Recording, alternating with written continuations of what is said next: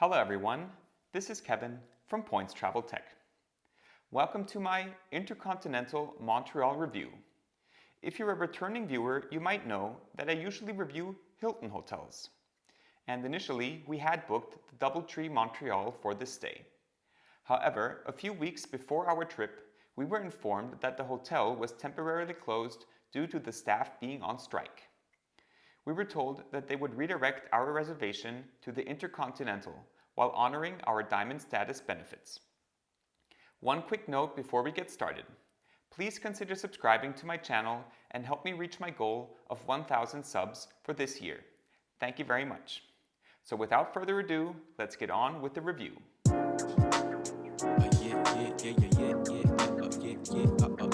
Some quick facts about our stay. We had booked 4 nights in the cheapest room at the DoubleTree. I didn't feel comfortable requesting an upgrade at a different brand, but since our room was on a higher floor and relatively large, it's possible we got a mid-level upgrade. We paid 962 Canadian dollars. We would have had lounge access if it had been open, but received vouchers for room service instead. Our Hilton status was further honored by receiving the full breakfast complimentary. From the outside, the building looks quite nice and represents the European influence you see all over Montreal.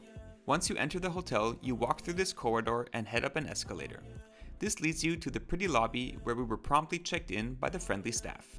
Once in the elevator heading up to the 20th floor, we got a first glimpse of the actual age and state the hotel was in. Our room, 2002, was right next to the elevators and the hallway was quite dark.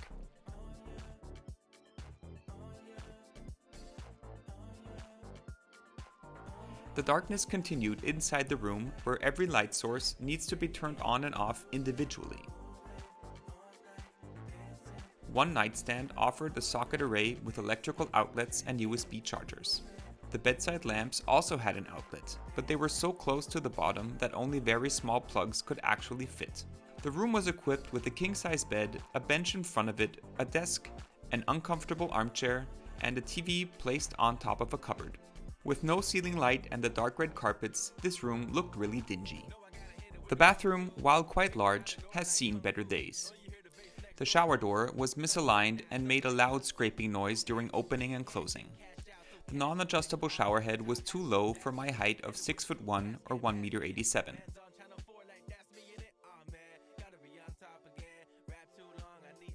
Next to the toilet was the bathtub.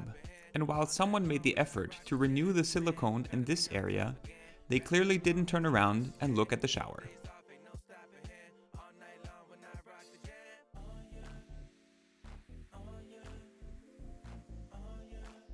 The room also had a weird musky smell, and it turned out it was strongest in this closet and when opening the cupboard under the TV.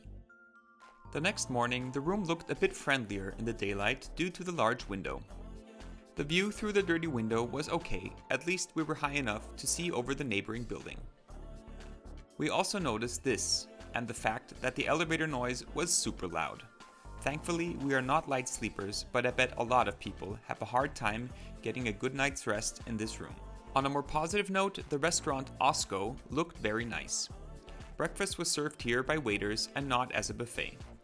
There were 5 meal options to choose from, one of them being a new meal of the day, the other 4 remained the same. All dishes included fries, which doesn't really appeal to most Europeans.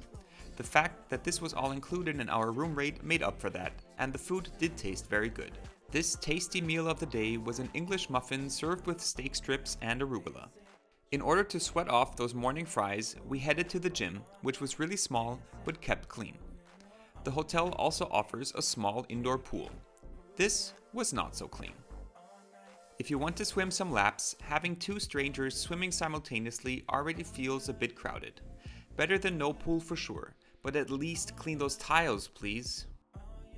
In summary, it's obvious that the owners only care about first impressions and not about maintaining an entire hotel.